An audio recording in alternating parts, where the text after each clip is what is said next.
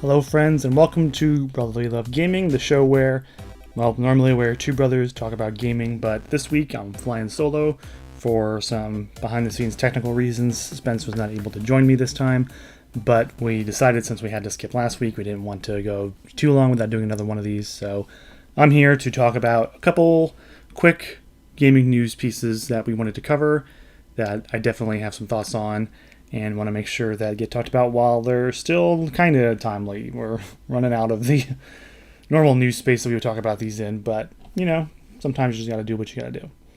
So first up, we wanted to talk about the SNES Switch rumors that are flying around right now. Now, this is the potential for Super Nintendo games to come to the Switch, to join the Switch Online that currently offers NES games in some kind of form.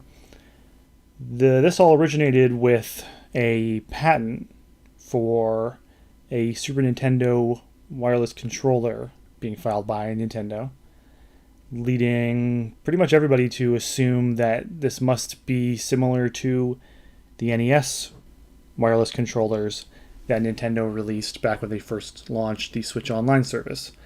Now, if you're not familiar with those were controllers that you can only get through the Switch Online service that work with the Nintendo Switch to play the NES games on Switch Online. They do generally also work with other games. The only problem being that, of course, the NES controllers are pretty limited in the number of buttons they have. So even if you can physically turn on a game and get it started, you're not necessarily going to be able to do everything you need to do in a game.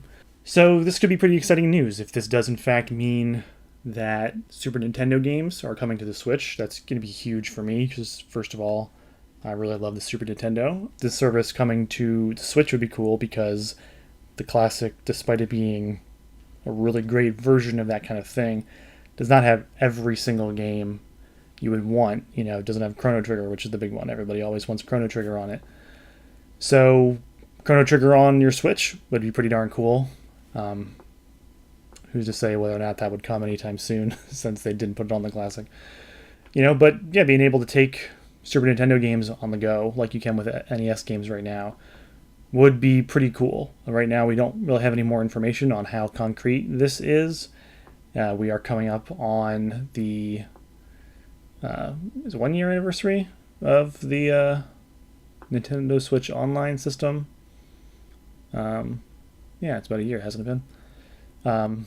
So yeah, it'd be cool for them to, you know, the timing would be great, especially going into the holiday season, for them to say now Super Nintendo games are going to start coming to the system. We have this wireless controller that you can use with your Switch to play those games. Maybe you can play other games with it.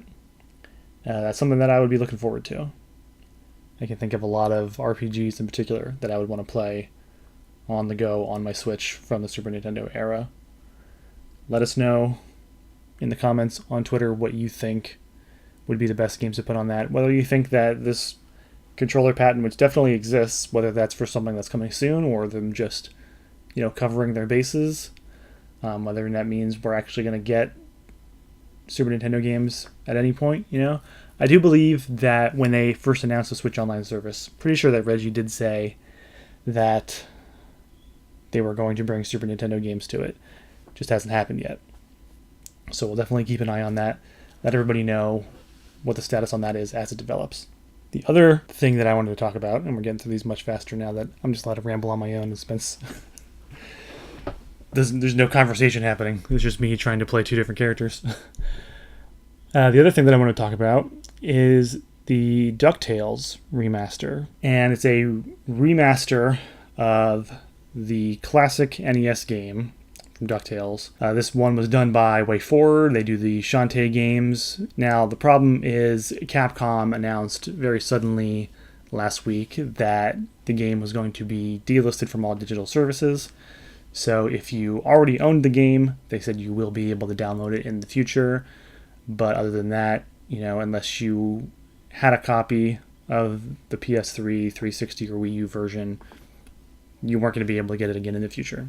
Since then, of course, as tends to happen with these things, the prices of those physical copies secondhand have gone through the roof and will probably continue to climb as less and less copies are available. There were still copies you could buy at Walmart, so I know a lot of people went out and grabbed them and have started to sell them. Once that flood of copies, once that disappears, I'm sure the price will continue to climb because there will be less out on the market, but people are still going to want it. They promise that it's going to be around, that you'll still be able to download it if you've already bought it. But I'm hesitant to believe that in the long term. 5 years from now, 10 years from now, are they still going to have that option up? I've never experienced this personally myself, but I do know of some people that have said that they bought a game on, we'll say PlayStation Store, for example, and when they went back to download it after it was delisted, the game wasn't there anymore, even though they had said 2 years previously, yeah, you'll still be able to download the game.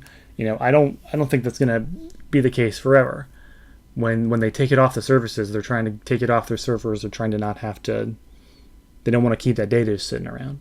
I think it's only a matter of time until it disappears forever. In a bigger meta sense, this is sort of a pet issue of mine, as a lot of you know, since I do support a lot of companies like limited run games, like Special Reserve Games, making permanent physical copies of digital games. It's good in this case that a physical of DuckTales does exist, even though it will probably get pretty expensive in the future. There is always the option for you to be able to find a copy of it out in the wild.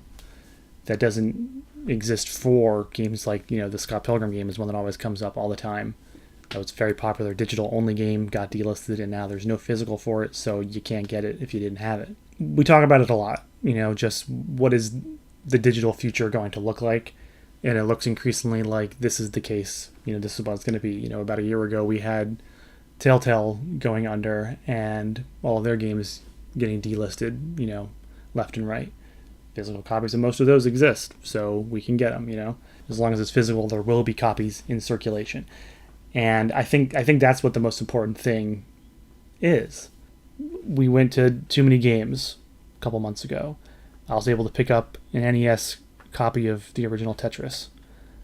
If that had never been printed in physical media, then I'd never be able to, get my hands on that except for, bootlegging it somewhere. I wish that companies cared more about keeping their stuff available for people. I wish that things didn't get really expensive once they disappear from digital.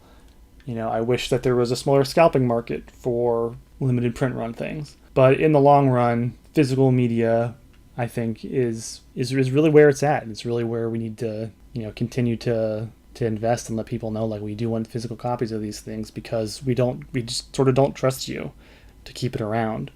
Better for collectors and traders to deal with it than to let, Capcom decide.